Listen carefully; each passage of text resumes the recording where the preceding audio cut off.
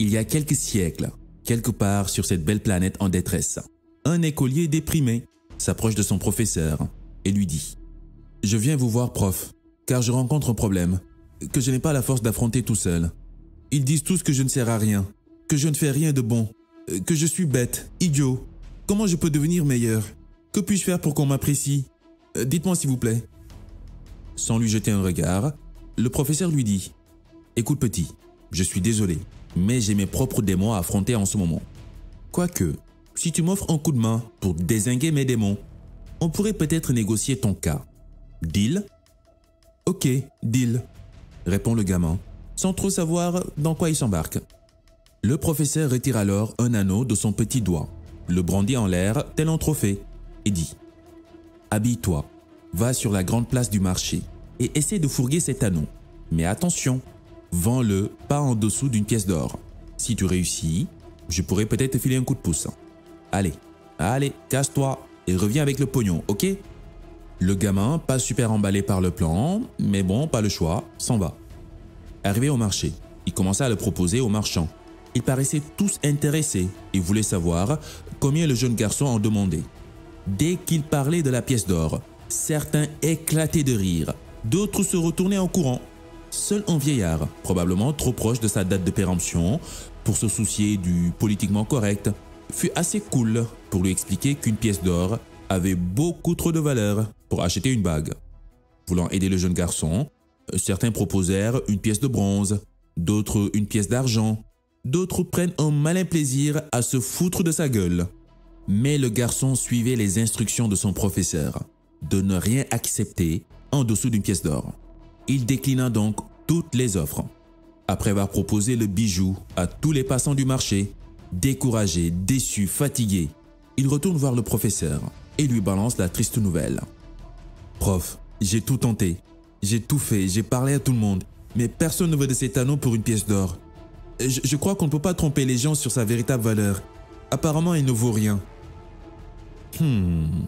Très intéressant ce que tu dis là, mon garçon, répond le prof. Tout d'abord, je pense que nous devons connaître la vraie valeur de cet anneau, tu ne trouves pas? Remets ta veste et va chez le joaillier.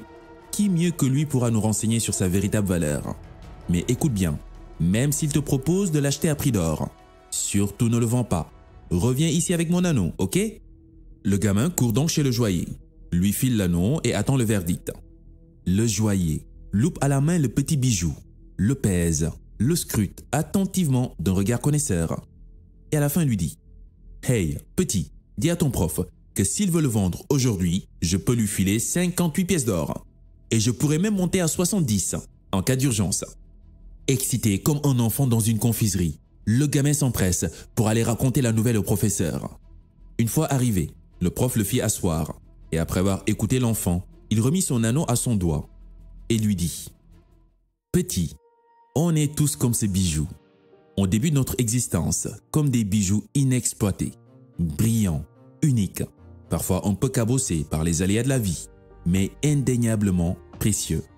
On se pavane sur le marché de la vie en espérant que des passants, des touristes, des amateurs de pacotille puissent déceler notre vraie valeur, plutôt que de nous tourner vers ceux qui pourront apprécier notre véritable splendeur et nous accueillir à notre juste valeur. Et c'est comme ça qu'on se retrouve en compagnie de personnes toxiques, bizarres, opportunistes, qui nous exploitent, nous rabaissent et nous traitent comme un moins que rien. À la longue, on finit par intégrer l'idée qu'on ne vaut rien. On est tel un magnifique lever du soleil, plein d'espoir, illuminant notre environnement, mais qui se retrouve face à des observateurs distraits, des regards perdus dans les faits divers de la société, des âmes désintéressées.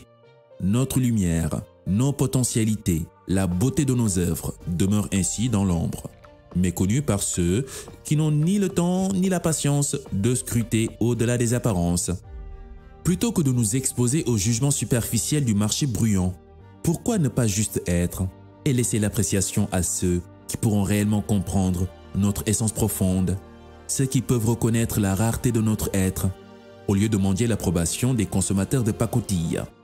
Car, au final, si tu donnes un bouquet de fleurs à une vache, elle le mangera et ensuite peut-être te faire popo dessus. Si tu donnes le même bouquet de fleurs à une jardinière, elle le transformera en un magnifique jardin paradisiaque.